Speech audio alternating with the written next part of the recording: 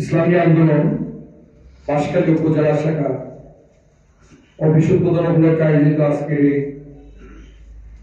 উদ্বোধনী অনুষ্ঠানের মহতরম সভাপতি, উপস্থিত ইসলামী আন্দোলনের বিভিন্ন পর্যায়ের নেতৃবৃন্দ এবং ইসলামী আন্দোলনের বাঁশখালী উপজেলার বিভিন্ন ইউনিট থেকে আগত যুব সমাজ, ছাত্র সমাজ সহ বিভিন্ন ইউনিট থেকে আগত নেতৃবৃন্দ এবং আমার সাথে যারা উপস্থিত হয়েছেন আমাদের বাঁশখালী উপজেলা বিএনপি যুবদল ছাত্রদলের সংগ্রামী নেতৃবৃন্দ, আমি আমার বক্তব্যের শুরুতে আপনাদের সকলকে আন্তরিক অভিনন্দন এবং ধন্যবাদ, সর্বোপরি আপনাদের প্রতি কৃতজ্ঞতা জানাচ্ছি।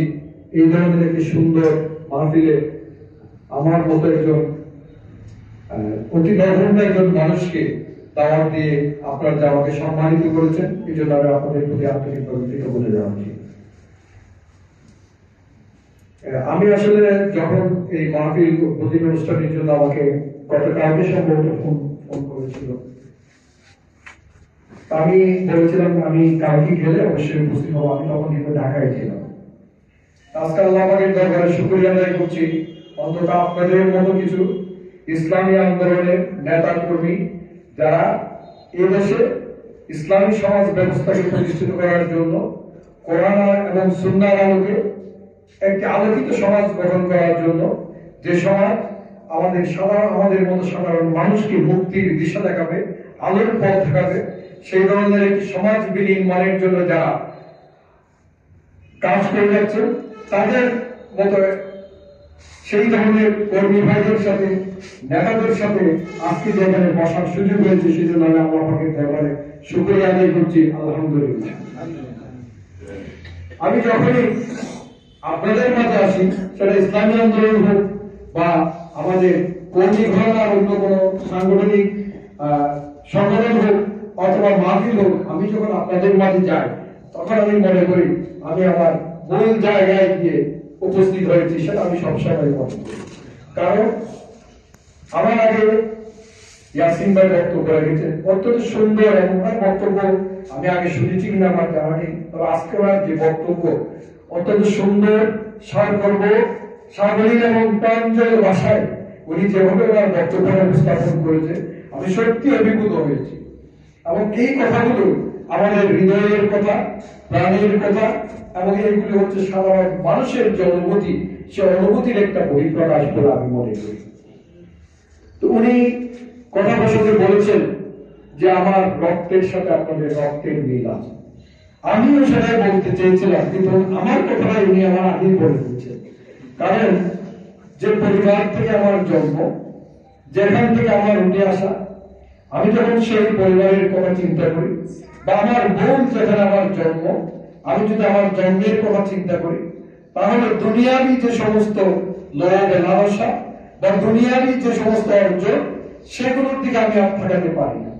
আমাকে স্বাভাবিকভাবে আমার পরিবারের কথা চিন্তা করে আমাকে চিন্তা করতে হবে, আমি যে পরিবার থেকে এসেছি, এই পরিবারের থেকে তো আমার এই কাজটা করা আমার জন্য কখনো সম্ভব নয়।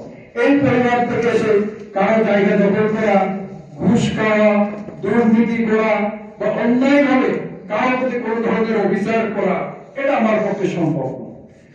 এই বিশেষ করে গত 5 আগস্টের পরে আমি যে জিনিসটা আমি আসলে অবলোকন করছি বা বিভিন্নভাবে দেখতেছি, যে এখন বিভিন্ন ব্যক্তি, বিভিন্ন মানুষ এমন একটা অবস্থা যে আমাকে এই 10 দিনের মধ্যে, 1 সপ্তাহের মধ্যে আমাকে পয়সাওয়ালা হয়ে যেতে হবে, আমাদেরকে একটা অবস্থান আমার সৃষ্টি করতে হবে। অনেক ভাবে আমার কাছে আসে যে আপনি একটু সহযোগিতা করবেন। আমি যখন চিন্তা করি, এটা তো আমাকে মানায় না। আমি যেখানে আছি সেখানে থাকবো, না পারলে চুপচাপ ঘরে বসে থাকবো, কিন্তু কারো জায়গা দখল করা বা কাউকে অন্যায়ভাবে কোনো কিছু করা, এটা আমার পক্ষে সম্ভব না। প্রয়োজন আমি ওটা পারবো। দুইজনের মধ্যে বিরোধ হয়েছে, সে হিন্দু না বৌদ্ধ না খ্রিস্টান না মুসলমান, সেটা আমার বিবেচ্য বিষয় নয়। একজন মানুষ সেটা আমার দায়িত্ব হচ্ছে সেটা পারলে সমাধান করে দেওয়া, কিন্তু কারোর পক্ষে গিয়ে কারো জায়গা দখল করে দেওয়া বা অন্যায়ভাবে কোনো কিছু করা, এটা তো আমার পক্ষে সম্ভব নয়।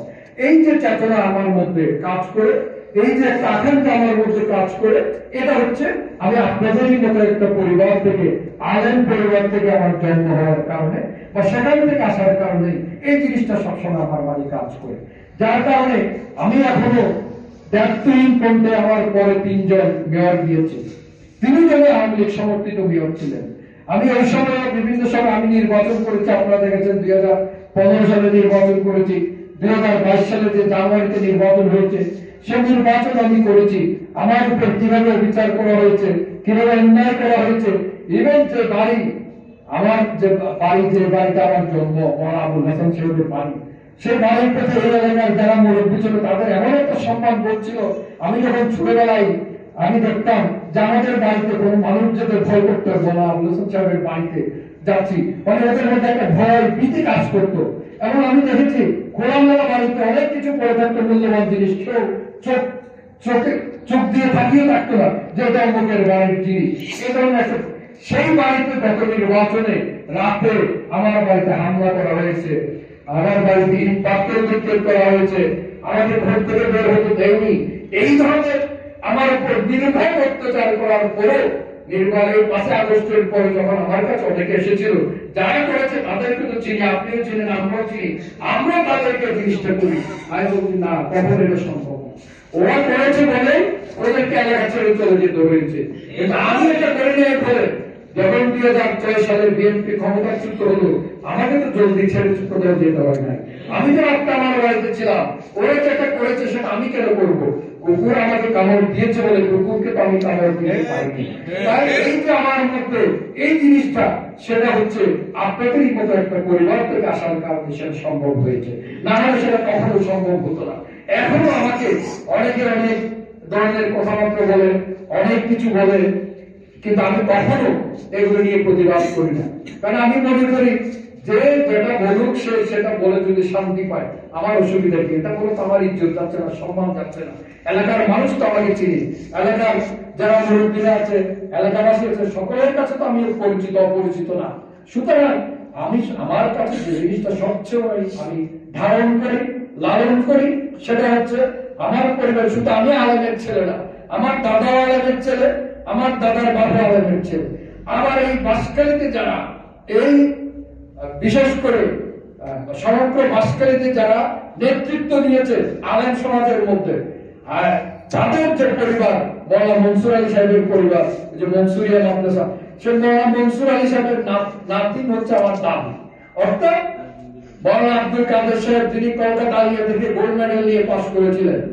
এমন আমার এক ভাই ছিল মৌলানা আব্দুল লতিফ সাহেব, আমি যেটা শুনি নাকি বৃষ্টির মধ্যে, আমি দেখি নাই, বৃষ্টির মধ্যে উনি যখন হেঁটে যেতেন কিন্তু ওনার গায়ে কখনো বৃষ্টির পানি পড়তো না। তো সেই পরিবার ঘুর থেকে, সেখান থেকে আমার জন্ম, এবং আমার রক্তটা এমন বিশুদ্ধ একটা রক্ত, যে রক্তের মধ্যে আমি মাঝে মধ্যে চিন্তা করি, মনে করি যে এই পরিবারের সবচেয়ে নিকৃষ্ট ব্যক্তিটা হচ্ছে আমি। অর্থাৎ আমি তারা যে ধরনের নিজেদেরকে একজন আলেম হিসেবে, একজন সর্বজন শ্রদ্ধ ব্যক্তিত্ব হিসেবে প্রতিষ্ঠিত করেছেন, আমি তো সেভাবে পারিনি। যেহেতু আমি বাংলা জেনারেল লাইনে চলে গিয়েছি, আমি যদি হয়তো সেখানে থাকতাম আমি আরো হয়তো ভালো করতাম, আরো ভালোভাবে হয়তো আমার অবস্থানটা হতো, কিন্তু সেটা থেকে আমি অনেকটা বিচ্ছিন্ন। সেই জন্য আমি নিজেকে মনে করি সেই পরিবারের মধ্যে আমি সবচেয়ে নিকৃষ্ট একজন মানুষ। পাশাপাশি যদি আবার আমার মায়ের দিকে চিন্তা করি, সেই কথাও বলেছেন, আমার নানা ছিলেন পটিয়ার মুফতি সাহেবের, যিনি পটিয়া মাদ্রাসার বাণী প্রতিষ্ঠাতা, ওনার খলিফাদের মধ্যে উনি ওনার অত্যন্ত নিকট এবং কাছের একজন মানুষ ছিলেন। আমি আমার নানাকে দেখেছি খুবই ছোট বয়সে, হয়তো আমার 3-4 বছর বয়স, উনি যখন মৃত্যুবরণ করেছেন। ওনার সম্পর্কে শুনেছি, কিন্তু ওনার সম্পর্কে সেই সময় আমার আসলে জানার বা উপলব্ধি করার সেই বয়স তো আমার হয়নি। উনি যখন মৃত্যুবরণ করেছেন, ইন্তেকাল করেছেন ওই সময়, কিন্তু ওনার কথা শুনেছি যারা মুরব্বীরা আছেন। এই বাঁশখালীতেও কিন্তু আমার নানার অনেক সাক্ষাৎ ছিল, বিশেষ করে বাঁশজোড়া, সরল, সমুয়া, এদিকে ওনার অনেক সাক্ষাৎ ছিল। আমি আমাদের কাছে শুনতাম, যেমন নাকি মাহফিলে যখন ওয়াজ করতে উঠতেন, উনি ওয়াজ করতে পারতেন না, মানে উনি কান্নার জন্য ওয়াজ করতে পারতেন না। এই ধরনের একটা পরিবার থেকে যেহেতু আমার জন্ম, আমি সেইটা সবসময় চিন্তা করি, সেটা ধারণ করি, লালন করি, এবং সেই লালন থেকে, ধারণা থেকে আমি সবসময় আপনাদেরকে আমার একজন হিসেবে মনে করি, আমি আপনাদের এবং নিজেরও আপনাদের একজন হিসেবে আমি সবসময় মনে করি। সুতরাং রাজনীতি কি করি না করি সেটা হয়তো আমি যদি স্কুল লাইনে না যেতাম তাহলে হয়তো আমি আপনাদের মতো হয়তো ইসলামী আন্দোলনে না হয়তো জামাত ইসলামীর সাথে নতুবা খেলাফত আন্দোলনের সাথে আমার এখনো মনে পড়ে আমাকে দিয়ে বাসকালীতে সর্বপ্রথম ইসলামী ছাত্র সমাজের একটা কমিটি করেছিলেন যে আজকের উপদেষ্টা আবু মাহালিক হোসেন সাহেব। উনি এসে আমাদের মাদ্রাসায় একটা ইসলামী ছাত্র সমাজ প্রথম ছিলেন, আইন সাহেব মহাসচিব ছিলেন ইসলামী ছাত্র সমাজের, আবু মাহালিক সাহেব ছিলেন ইসলামী ছাত্র সমাজের কেন্দ্রীয় সভাপতি, আমার ফুফাতো ভাই বাবা সলিমুর রহমান সাহেবের সুযোগ বড় সন্তান মুহিবুর রহমান ফজলি, উনি তখন ওই সংগঠনের সাথে উনিও সম্পৃক্ত ছিলেন ওই সময়। উনি কিন্তু পরবর্তীতে মানে রাজনৈতিক ভাবে আগামী ওনার মাধ্যমে আমাকে এই জরুরি আমাদের বাড়ির পাশে যে মসজিদ সে মসজিদ এসে উনি একটা কমিটি করে দিয়েছিলেন। ওই সময় আমি রাজনীতি সম্পর্কে আমার খুব একটা ধারণা ছিল না, আমাকে সভাপতি করে এখানে একটা হাজার নবী ছিলেন। ওটাই বলছি, হয়তো আমি যদি স্কুলে না যেতাম বা ওই দিকে ধাবিত না হতাম হয়তো আমি আজকে আপনাদের এই সংগঠনের সাথে ইসলামী যে কোনো একটা আন্দোলনের সাথে আমি সম্পৃক্ত থাকতাম। এরপরও আমি আমার চিন্তা চেতনায় আমার প্রতিটি কর্মে সবসময় ইসলামের সাথে, যদি বা জাতীয়তাবাদী রাজনীতি এবং ইসলামী রাজনীতির সাথে আমরা যতই বলি কিন্তু অনেক বিস্তর একটা ব্যবধান আছে। ব্যবধান থাকলেও আমি কিন্তু সবসময় ইসলামী যে আদর্শ বা ইসলামের